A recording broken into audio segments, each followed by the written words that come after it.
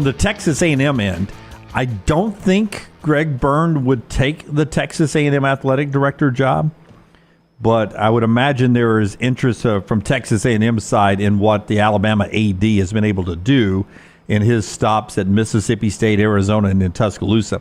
I consider Greg Byrne one of the best ADs in the business. Oh, I agree. I think it's 70-30 he stays. Yeah. I still think there's a 30%, which could go up when this money starts to get thrown out there. Look, I think you're in a more stable spot in Tuscaloosa.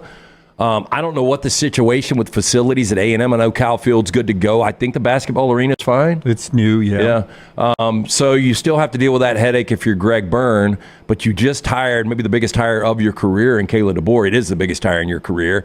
Seems like with DeBoer and Oates a little more stable than what you've got with Elko there right now, although I like Elko. But because of A&M's money, like I don't know if Alabama would say, okay, Byrne, you've done a great job, but we're going to match what A&M would give you as an athletic director. I don't think they would. Yeah, I don't know if it's as much of the money you can make, but the ease of money you have to spend as an athletic director, if that makes sense. Yeah.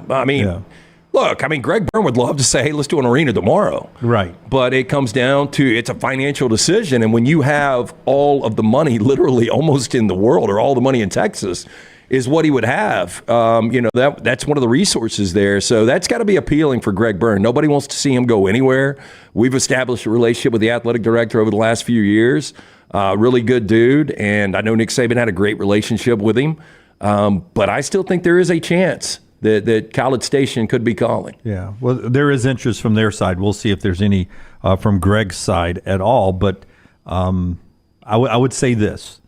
If Greg Byrne ever left Tuscaloosa, I never thought it would be for another school.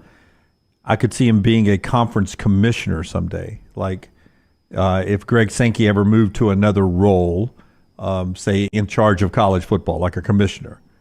He's a guy who would be on a short list, I think, to be SEC commissioner or, before things started to implode, a Pac-12 commissioner and all that. So, he could be, one of the guys in charge of all of college athletics someday. So we'll see what happens at Alabama. But he's a very popular athletic director, and there is some interest, at least from the Texas A&M side, on a list to replace Ross Bjork, who went off to Ohio State.